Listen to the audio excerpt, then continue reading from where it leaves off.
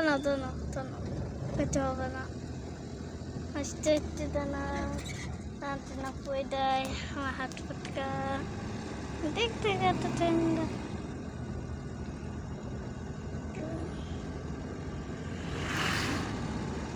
কাছে ফোন দেবো না বাবা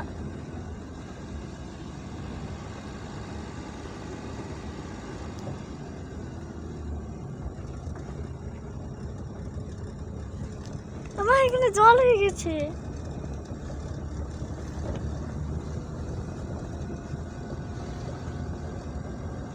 কত ফসল